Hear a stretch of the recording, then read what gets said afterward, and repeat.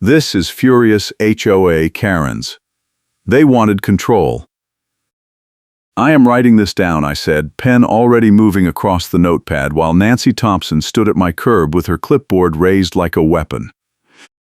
She had just told me my gate opening direction was wrong and she would force me to redo it. The contractor was 10 feet away with his tool bag unzipped, tools visible, staring at both of us like we had lost our minds. Nancy planted her small, collapsible step stool on the sidewalk, climbed up, and pointed at the gate hinge with the kind of rage you save for actual crimes. "This is Lakeshore Landing Fence Compliance Association property," she yelled, "and that gate violates setback, swing clearance, and aesthetic harmony guidelines. You have 72 hours to remove it or we fine you $500 per day." I work as a gym manager with early morning open shifts in Pittsburgh, Pennsylvania, and I had exactly 1 day off this week to meet the contractor. Nancy knew that. She also knew I could not risk missing custody time because of HOA hearings and delays, and she had been holding that over my head for months. "The gate swings inward," I said. "That is the code requirement. The city inspector signed off yesterday." Nancy stepped down, pulled a laminated card from her blazer pocket, and read from it without looking up. "If you want mercy, move somewhere without an HOA."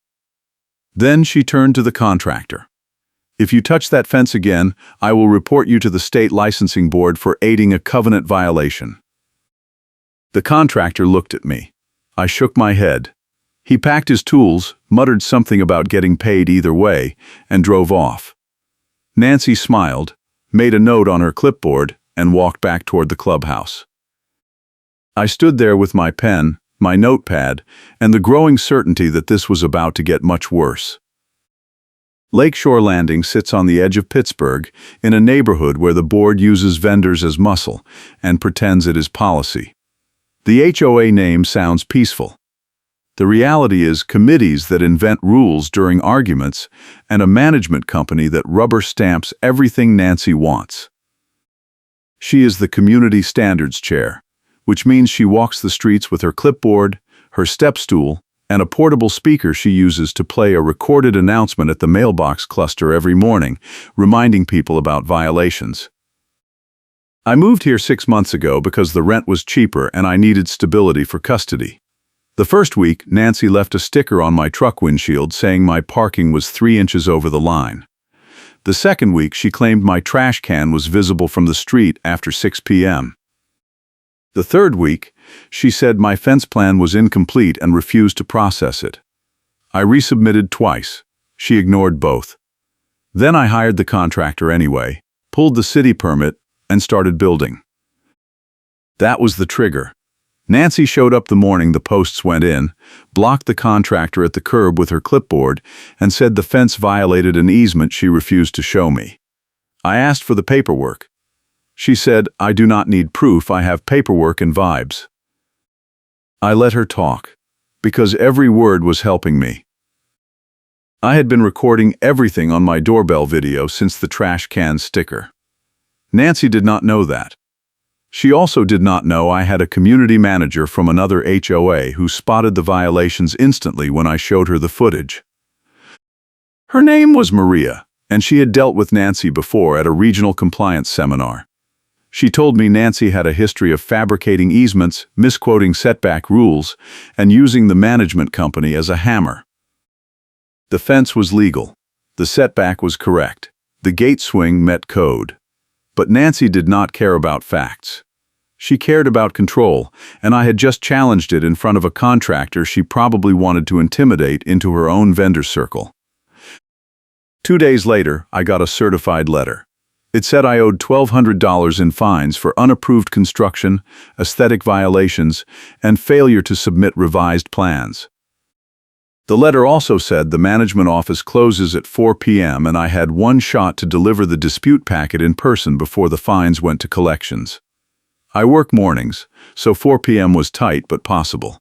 I printed everything, tabbed the binder, and drove over. Nancy was waiting in the parking lot. She had her step stool set up next to my truck when I pulled in. She climbed up, leaned over, and slapped another sticker on my windshield. This one said, "Vehicle parked in violation of guest-only zone during business hours." I was not in a guest spot. I was in the main lot. I took a photo, peeled the sticker, and walked inside. The management office was empty except for one clerk, who looked terrified. She took my binder, stamped it, and whispered, "She is going to appeal this tonight at the emergency board meeting." I did not know there was a meeting. There was not. Nancy scheduled it 10 minutes ago. I left, sat in my truck, and called Maria. She told me to go to the meeting, say nothing until they open the floor, and then present the doorbell video. She also told me Nancy had been doing this for years, and the only reason the board let her was because nobody had ever brought proof that stuck. The meeting was in the clubhouse at 7 p.m. I showed up at 6:50 with the binder and a portable speaker I borrowed from the gym. Nancy was already at the front table with 2 other board members. She saw me walk in, and her face went rigid. She whispered something to the president, who nodded and shuffled papers.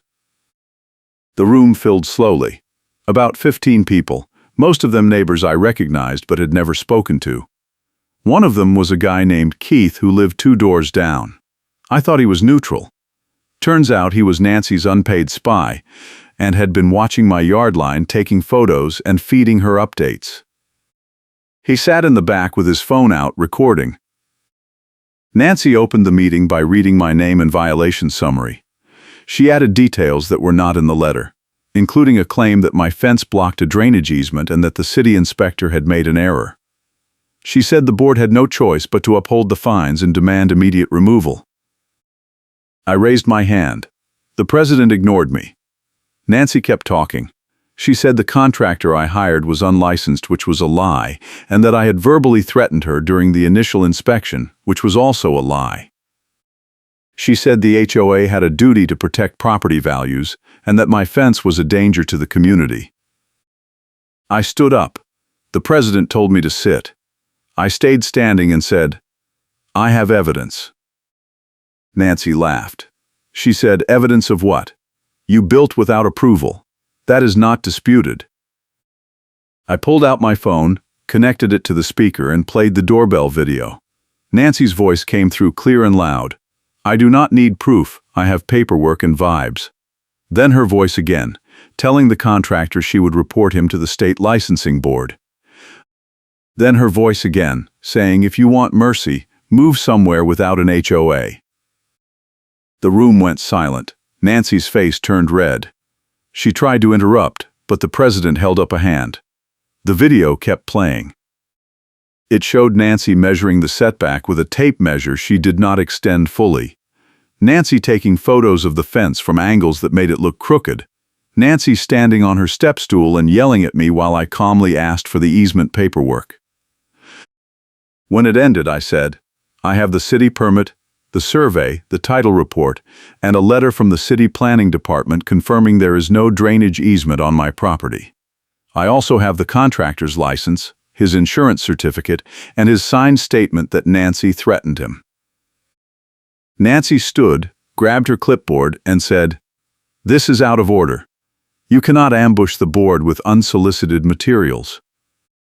I said, "You sent me a $1,200 fine letter with 72 hours notice.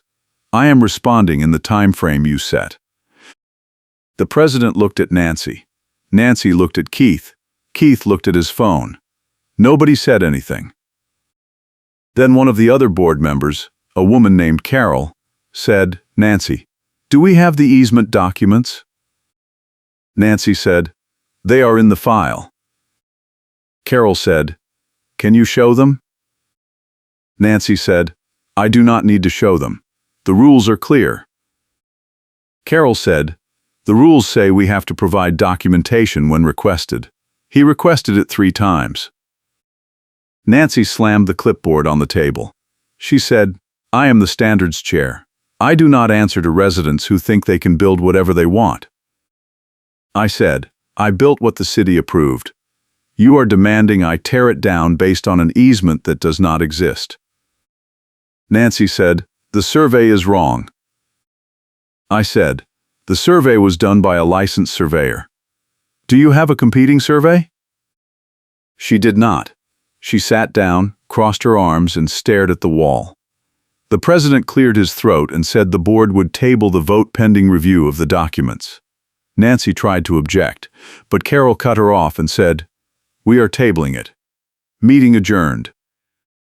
Nancy grabbed her step stool and stormed toward the door. Another board member, a man named Ron, said, "Nancy, wait. We need a motion on the record." Nancy stopped, spun around, and said, "Fine. I move to table pending document review." Ron said, "Second." The president said, "All in favor?" Everyone raised their hands except Nancy. The motion passed. Nancy left without another word. I stayed behind and gave Carol a copy of the binder. She thanked me, said she had been worried about Nancy's methods for months, and promised to bring it up at the next board meeting. If you are enjoying this HOA chaos, smash that like button and subscribe for more wild stories. I drove home feeling like I had won a round, but I knew Nancy was not done. The next morning, I woke up to find my gate access code had been changed. I could not get into the neighborhood pool, the clubhouse, or the mailroom. I called the management office. They said it was a system glitch and they would fix it. 2 days later, it was still broken. I called again.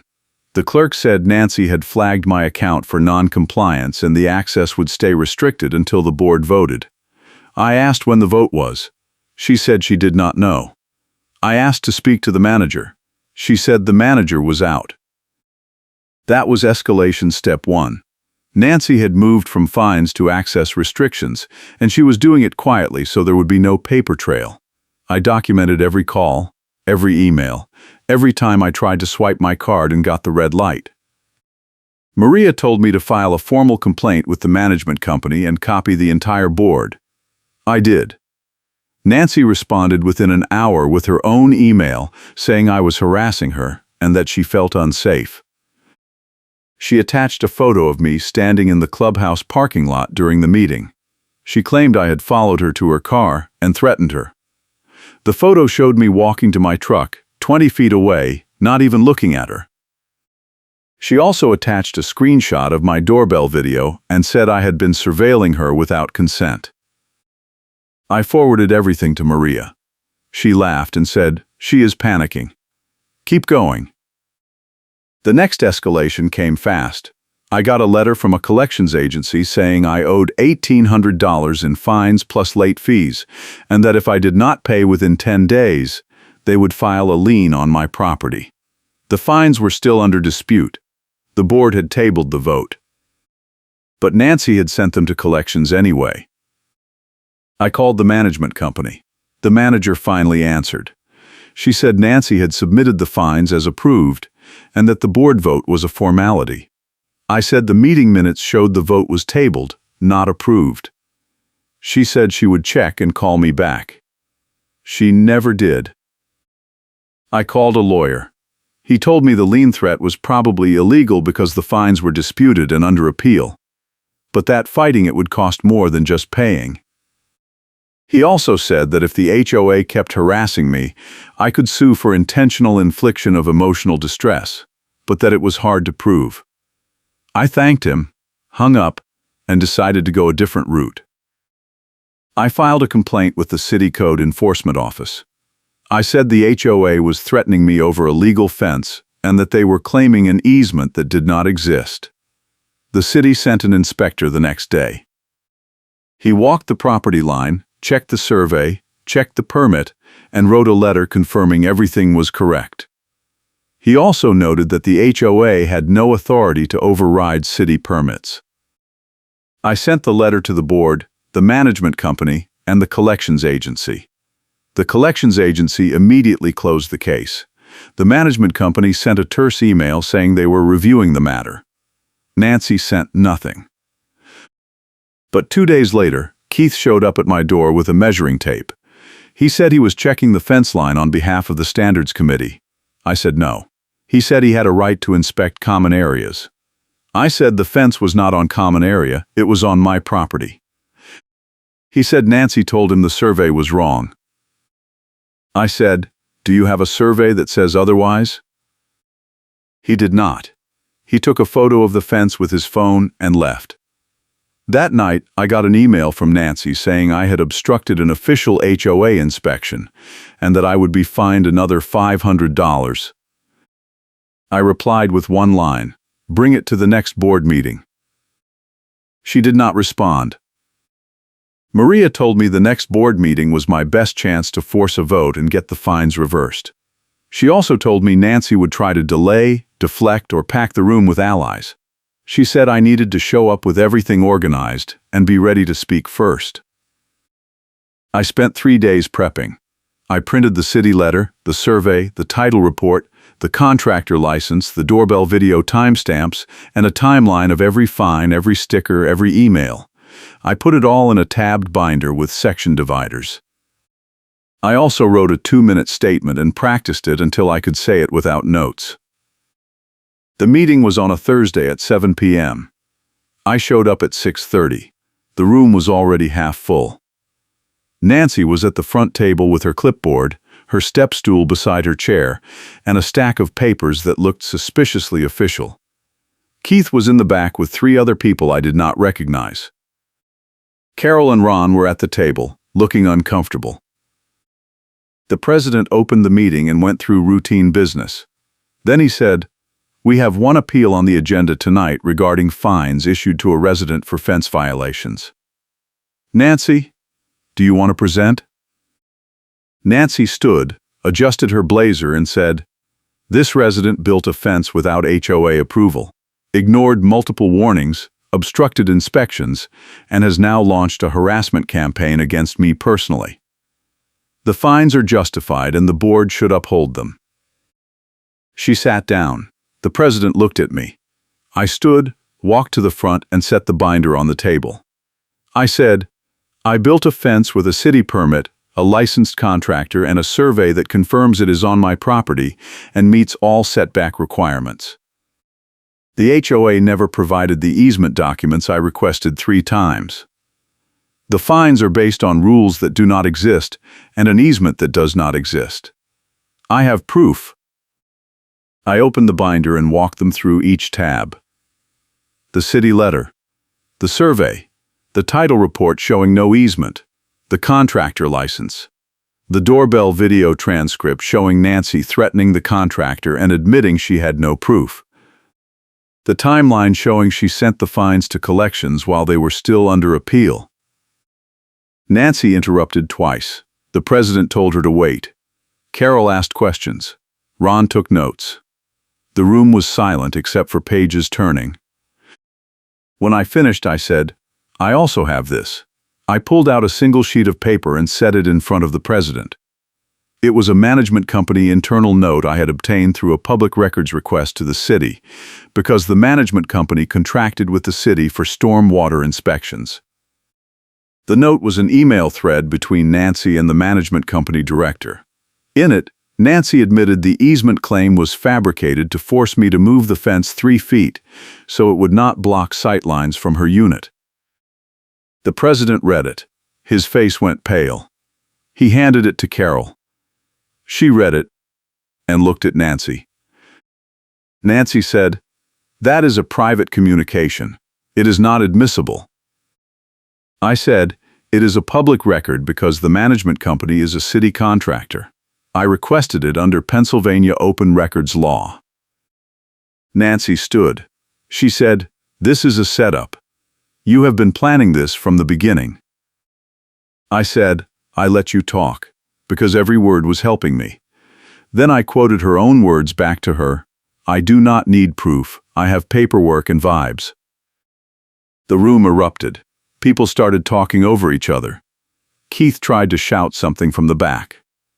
The president banged his gavel and said, "We are going to take a 15-minute recess." Nancy grabbed her clipboard and step stool and walked out. Carol and Ron huddled with the president. I sat down and waited. Maria had told me this moment would come, and that I needed to stay calm and let them process it. When the meeting resumed, Nancy was not in the room. The president said, after reviewing the materials, the board votes to reverse all fines, remove all violations from the record, and issue a formal apology. He paused. He also said the board would be conducting an internal review of the Standards Committee procedures. Carol added, "We will also be requiring all committee chairs to provide documentation for any enforcement actions moving forward."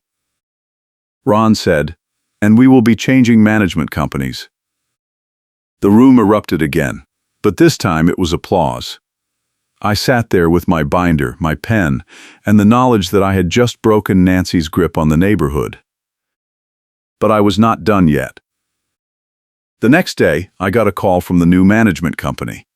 They said they were reviewing all active violations and that they found several cases where Nancy had issued fines without proper documentation. They asked if I would be willing to provide my records as part of their audit. I said yes. 2 weeks later, the management company released a report. It showed Nancy had fabricated violations in 11 other cases over the past 2 years. She had also been receiving kickbacks from vendors she referred, which violated state HOA law.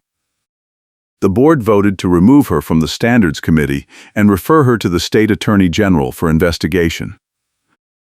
Nancy tried to fight it. She showed up at the next meeting with a lawyer and demanded a hearing. The board denied it. She filed a lawsuit against the HOA claiming wrongful termination. The lawsuit was dismissed because she was a volunteer, not an employee. She then tried to run for board president in the next election. She lost by a landslide. But the real payoff came 3 months later. The state attorney general filed charges against the old management company for fraud and breach of fiduciary duty. The HOA insurance carrier issued a non-renewal warning, demanded reforms within days, and the board caved because the whole neighborhood could lose coverage. As part of the settlement, the management company had to refund all improper fines collected over the past 3 years. I got a check for $1,200. It was a refund of fees that hit the ledger like a slap. The check came with a letter from the board apologizing for the harassment and confirming that all violations had been removed from my file. The letter also said Nancy Thompson had been permanently banned from serving on any HOA committee. Nancy had to retract her claim in writing as part of the settlement. I framed it. But the funniest moment came at the meeting where the board voted to accept the settlement. Nancy showed up, tried to make a statement, and someone in the back yelled, "Do you have a motion on record for that?" The room laughed. Nancy sat down. The minutes recorded the reversal and the reason: fabricated enforcement actions and abuse of authority. The fence stayed, the gate stayed, the contractor came back and finished the project. He even gave me a discount because he said watching Nancy lose was worth it. Keith moved out 2 months later. I never found out if he left on his own or if the board pressured him. Either way, he stopped taking photos of my yard. Carol became the new standards chair. She implemented a policy requiring all violation notices to include photo evidence, written rule citations, and an appeal process. She also started a newsletter explaining the rules in plain language so people would stop getting blindsided. Ron started a resident committee to review the budget and make sure the management company was not overcharging. They found $30,000 in unexplained consulting fees. The management company refunded it. The new management company installed a digital portal where residents could request documents, submit maintenance requests, and track violations in real time. No more mystery fines. No more surprise meetings. No more step stool inspections. I still see Nancy sometimes at the grocery store. She does not make eye contact. I do not either. We exist in separate orbits now, and that is fine with me. The fence is still standing. The gate swings inward, exactly like the code requires. The survey stakes are long gone, but I kept one as a souvenir. It sits on my desk at the gym, next to the framed retraction letter. People ask me sometimes if it was worth it. If the stress, the meetings, the lawyer consult, the sleepless nights were worth it just to keep a fence. I tell them it was never about the fence. It was about the principle that you do not get to lie, bully, and fabricate rules just because you have a clipboard and a title. It was about the fact that Nancy had been doing this to people for years, and nobody had ever fought back hard enough to make it stop. And it was about custody, about making sure I had a stable home, a safe yard, and a place my kid could play without worrying that some HOA chair was going to show up with a tape measure and a bad attitude. The fence was just the line I drew. Nancy crossed it, and I made sure she regretted it. The final showdown happened about 6 months after the settlement, and it was not at a board meeting. It was at the gas station lot at the edge of the subdivision, because Nancy apparently thought confronting me off HOA property meant she could say whatever she wanted without consequences. I was filling up my truck when she pulled in, parked directly behind me so I could not leave, and got out with her phone already recording. She walked up, planted her step stool on the pavement, climbed up, and started yelling. "You think you won," she said. "You think you embarrassed me. But I still live here, and I still know every rule in that book, and I will find something you are doing wrong."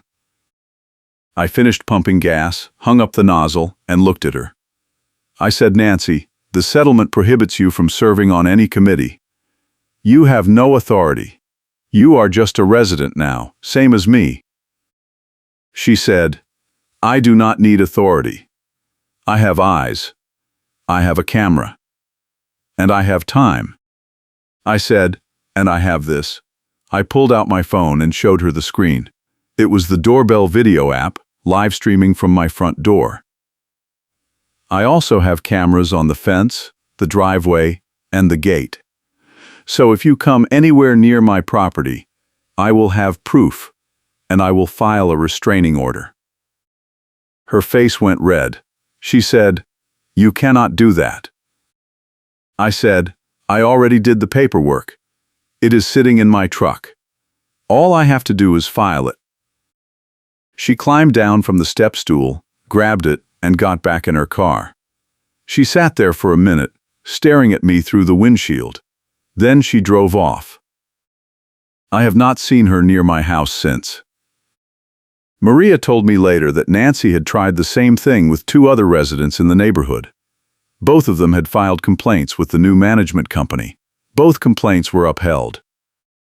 Nancy got a formal warning letter from the board saying that any further harassment would result in a fine against her. The irony was not lost on anyone. I kept my routine. Gym shifts, custody schedule, fence maintenance. The gate still swings inward. The neighbors still wave. Carol still sends the newsletter. Ron still audits the budget. The new management company still answers emails within 24 hours. And every time I walk past the fence, I think about that first day when Nancy showed up with her clipboard and her step stool and told me I had 72 hours to tear it all down. I think about the doorbell video, the binder, the city letter, the survey, the title report, the internal note, the settlement check, and the framed retraction letter. I think about the moment at the meeting when I said I let her talk, because every word was helping me. And I think about the fact that sometimes the best revenge is just being right, having proof, and refusing to back down. The fence is done. The fines are reversed. The HOA is reformed. Nancy is banned. And I still have my pen, my notepad, and my custody time. I hope your HOA stays reasonable.